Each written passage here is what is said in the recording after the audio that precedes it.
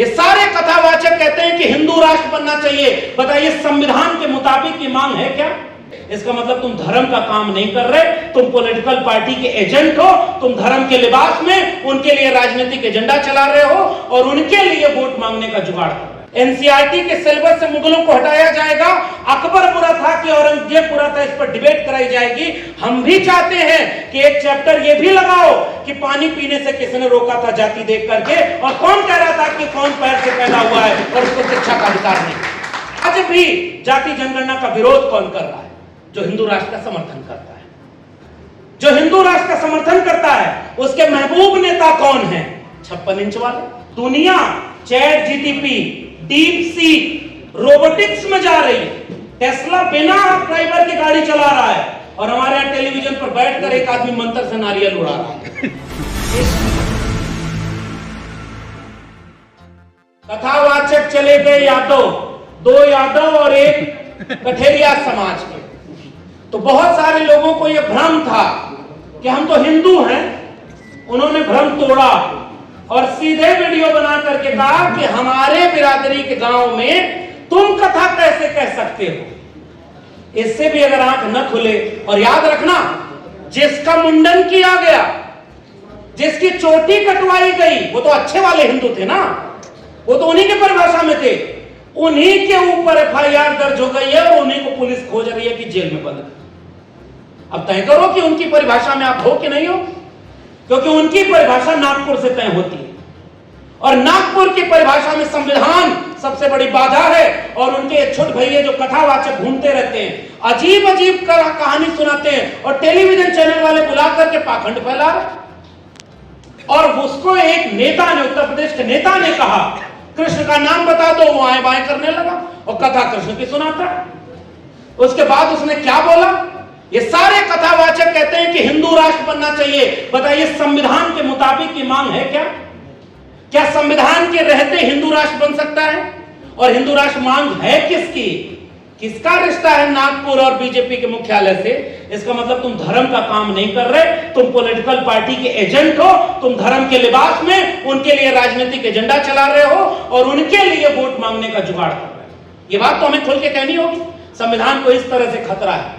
और आखिर में जो हमारे सामने सबसे मुश्किल चुनौती, मैं तो विश्वविद्यालय में नहीं हूं और आज उस विश्वविद्यालय में नहीं हूं, इस बात का सुकून है कि इतने पढ़े लिखे होने के बाद एक प्रिंसिपल दिल्ली यूनिवर्सिटी की कहती है कि इस जगह अगर एसी काम नहीं कर रही है तो गोबर लीप दो, ये ठंडा रहेगा कमरा। सुकून है कि मैं उस विश्वविद्यालय में फिलहाल नहीं। मुझे शर्म आती है कि जो लोग पढ़ लिख करके ये हाल है, गाय गोबर गौमूत्र से आगे नहीं बढ़ पा रहे, वो विश्वविद्यालयों को दुनिया की टॉप रैंकिंग में कहीं आगे कर पाएंगे क्या?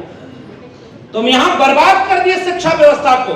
और हम 2020 से बोलते रहे पूरे देश में कि न्यू एजुकेशन पॉलिसी जो आई है, यही प्रोफेसर रतनलाल, सूरजमंडल, तमाम लोग होंगे, हम लोग लड़ाई लड़ते थे कि बचाओ अपने स्कूल कॉलेज विश्वविद्यालय को, क्योंकि क्लोजर की पॉलिसी आई, मर्जर की पॉलिसी आई, फंड कट हो गया है। 2014 में इस देश की टोटल जीडीपी का 5.6% एजुकेशन बजट था, 2025 के बजट में 2.6% है। बजट आधा हो गया शिक्षा पर खर्चा का। और जब शिक्षा बर्बाद हो रही है तो आज उसका रिजल्ट सामने दिखने लगा। उत्तर प्रदेश का मुख्यमंत्री 27,000 से ज्यादा सरकारी स्कूल बंद करवाने पर लगा है और 27,000 से ज्यादा कंपोजिट ठेका की दुकान खुलवा रहा है, ताकि देसी दारू और अंग्रेजी दारू एक ही दुकान पे मिलेगी और आपके गांव में दारू की दुकान रहेगी, लेकिन आपके गांव में सरकारी स्कूल नहीं रहेगा। रोते हुए बच्चों की वीडियो वायरल हो रही, स्कूलों पर ताला लग गया, हजारों बच्चों का स्कूल छूट गया। मैं कहता हूं कि जाति जनगणना क्यों जरूरी है? ताकि एक बार जनगणना हो जाए कि ये जब बच्चे स्कूल से बाहर हो गए, ये 90% से ज्यादा एससी, एसटी, ओबीसी और माइनॉरिटी के बच्चे हैं, इसलिए इन स्कूलों को बर्बाद किया जा रहा है। ताकि शिक्षा अगर बर्बाद हो जाए, दिल्ली विश्वविद्यालय पर करोड़ों रुपया लोन है हेफा का, higher education financial academy. UGC अब लोन नहीं दे रही है, यूजीसी अब फंड नहीं दे रही है, अब आपको लोन दिया जाएगा। जेएनयू बर्बाद, डीयू बर्बाद, अशोका यूनिवर्सिटी चलेगी, गलगोटिया चलेगी, लवली प्रोफेशनल यूनिवर्सिटी चलेगी और आपके बच्चों को कहा जाएगा कि जिस रास्ते कांवड़ यात्रा जाएगी उस यात्रा कोड लगाना चाहिए, क्यूआर कोड लगा होना चाहिए। ताकि पहचान हो कि हमारा धर्म भ्रष्ट ना हो जाए। उनका एक भी बेटा बेटी न इन स्कूलों में पढ़ता है और न वो यात्रा में जाता है, उन सब का बेटा बेटी विदेश की यूनिवर्सिटी में पढ़ाई करता है। और अगर गृह मंत्री है तो उसका बेटा बिना बैट बल्ला पकड़े भी बीसीसीआई का चेयरमैन रहेगा, करोड़ों रुपए कमाएगा और एक बार भी कांवड़ लेके नहीं जाता और वो फूल बरसाता है कि आपके बच्चे वहां जाएं। इसलिए हम ये बात कहना चाहते हैं, कि शिक्षा बचाना, संविधान बचाना, अगर ये दो चीज बच गई तो बाकी बहुत कुछ बचाने के लायक बच जाएगा। और इसलिए ये जो पोस्टर लगाया आपने, मैं तो हिम्मत की दाद देता हूं।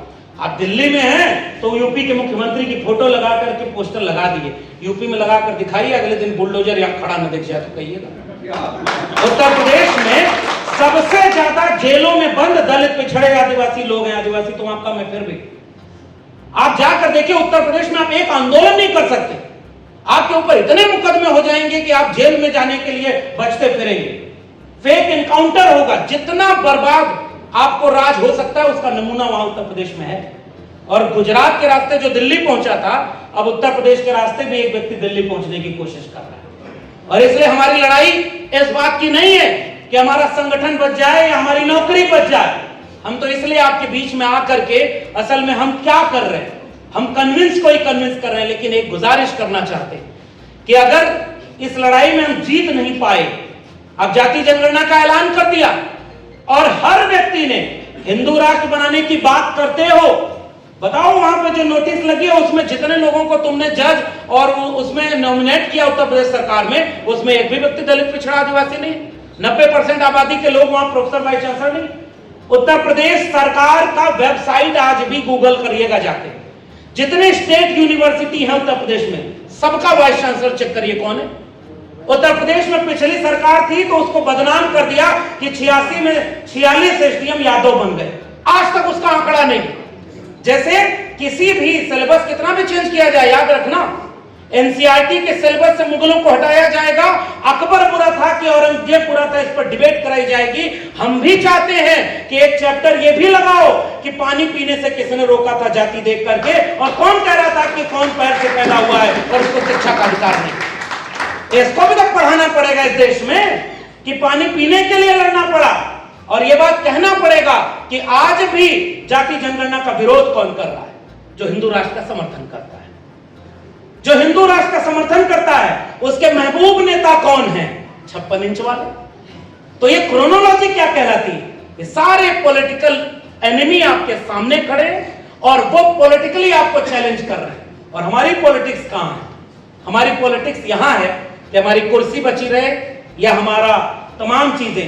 मैं आज भी कह रहा हूं, सबसे बड़ी लड़ाई इस बात की है, हाकिमे वक्त क्यों किसी बात पर अब गौर करे, उसकी मर्जी है जिसे चाहे उसे गौर करे। सोचते सब हैं कि जरूरी है बगावत, लेकिन चाहते ये हैं कि आगाज कोई और करे। इसलिए मैं जाते जाते, क्योंकि और भी वक्ता बोलने वाले हैं, मैं आखिर में यही कहना चाहूंगा, ये स्कूल बंद होने से अगर हम नहीं रोक पाए, ये वोटिंग राइट छीनने से अगर हम नहीं रोक पाए, और संविधान बदलकर मनुस्मृति लागू करने वालों को अगर हम सत्ता की कुर्सी में आने से रोक नहीं पाए, तो इस संविधान की बर्बादी में हम सब गुनहगार माने जाएंगे। और कभी कोई फूले अंबेडकर पैदा हो गया, कोई लोहिया, कोई बीपी मंडल, कोई मंडल कमीशन की लड़ाई लड़ने वाला, कोई कमंडल के खिलाफ मंडल रथ लेकर निकलने वाला, इस देश में जाने कितने लोग आ गए। दोबारा ऐसा होने की गुंजाइश कितनी बचेगी? याद रखिएगा, वरना सिलेबस चेंज होगा। नाली के गैस से चाय बनती थी, ये हमारे बच्चे पढ़ेंगे, और दुनिया chat GTP, deep sea, robotics में जा रही है। टेस्ला बिना ड्राइवर की गाड़ी चला रहा है, और हमारे यहाँ टेलीविजन पर बैठकर एक आदमी मंत्र से नारियल उड़ा रहा है। इसी फर्क को हमें तय करना है। मैं इस बर्बादी में इस मुल्क के सामने एक चुनौती बनकर के आखिरी वक्त तक फूले अंबेडकर, पेरियार और लोहिया के विरासत को, सामाजिक न्याय की विरासत को अपने विचारधारा के साथ आखिरी वक्त तक लड़ने के लिए तैयार हूं। और मैं उम्मीद करता हूं कि जहां तक हमारी आवाज जाए, इस बात का इंतजार किए बिना कि अभी तो बिहार में एसआईआर हो रहा है, यूपी पर फर्क नहीं पड़ेगा, लेकिन अगर आप पहले नहीं बोले, गांव में आग लगती थी गर्मी के महीनों में, तो उस वक्त जब गेहूं के खेत पके रहते थे तो हवा चलने पर एक साथ जलने लगते थे। इस बात का इंतजार अगर गांव वाले करें कि मेड़ पहचान करके आग बुझ जाएगी तो कोई नहीं बचता। पूरा गांव जब खड़ा होकर के उस आग को बुझाता है, इस बात का इंतजार किए बिना कि हमारे खेत तक वो आग पहुंचेगी कि नहीं, तब तक वो आग बुझ जाएगी।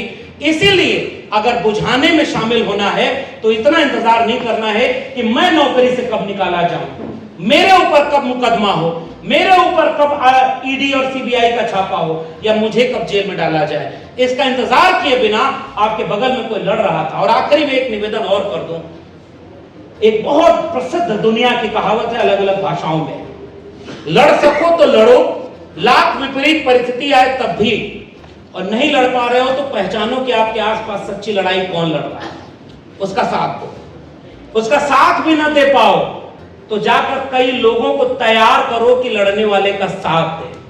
अगर ये भी ना कर पाओ तो चौराहे पर बैठकर उसके लिए आर्थिक संसाधनों की मदद कर दो ताकि लड़ने वाला कमजोर ना पड़े। ये भी ना कर पाओ तो जहां बैठो लड़ने वालों की तारीफ करो।